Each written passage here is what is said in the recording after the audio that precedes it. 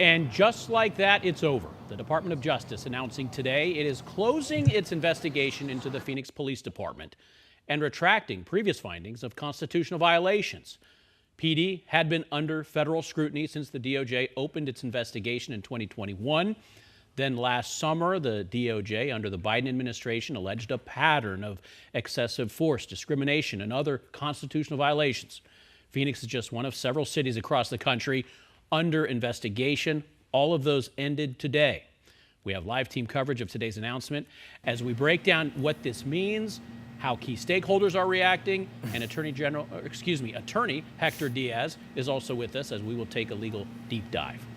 And today's decision was not a surprise based on the political winds sweeping across the country. We start our team coverage with 12 News political insider Bram Resnick. He's live in the newsroom. Bram?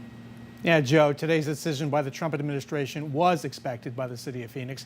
President Trump had made clear he would not be investigating police departments. But even before the Biden administration left office, the city had refused to formally accept the scathing findings from the Biden Justice Department's 3-year review of Phoenix PD. Now, last September, in the midst of that standoff, the Phoenix City Council ordered staff to pursue policies responding to some of the DOJ investigators' findings. The feeling on the council was the city was already reforming the police department on its own without giving the Justice Department formal oversight. An oversight agreement in the form of a consent decree could have lasted several years and cost taxpayers millions of dollars to pay for that oversight.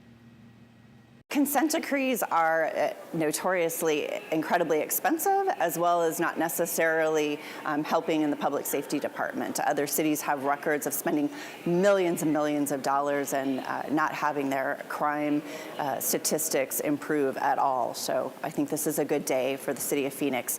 I think this is great news. Vice Mayor Ann O'Brien reiterated the city was committed to continuous improvement in the police department. And coming up at 5, why the leader of Phoenix's largest police union says the departure of the DOJ could boost recruiting for an understaffed police force. Live in the newsroom, Bram Resnick, 12 News. Today's announcement was, of course, disheartening for many directly impacted, including those with use of force cases that remain open. 12 News journalist Tricia Hendricks joins us from Phoenix Police Headquarters with reaction from a Valley mom who says she's not giving up hope. Tricia? Joe, a lot of people that I spoke with were not surprised by this announcement. However, one woman I spoke with, Denise Garcia, was deeply concerned hearing this announcement. She is still fighting for justice.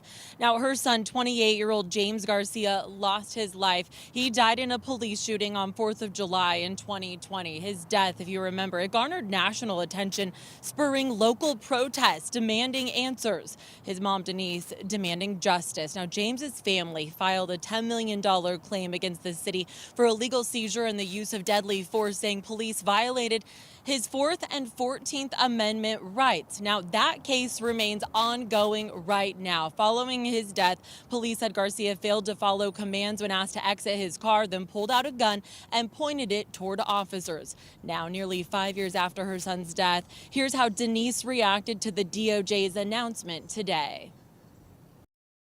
I am disheartened. I'm disappointed. I feel like they get to pick and choose who matters and who doesn't. I feel betrayed by Phoenix PD because they hide behind qualified immunity, because they fail to serve and protect everyone. At that time, there were 26 claims of excessive force and civil rights violations against the department. That was in that fiscal year alone, totaling nearly $90 million in claims.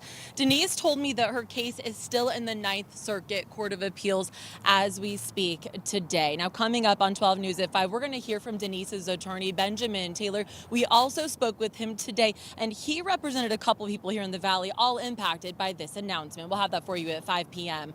Live at the Phoenix Police Headquarters, Tricia Hendricks, 12 News. Thanks, Tricia. 12 News will have continuing coverage of the DOJ report being dropped, both on air and online,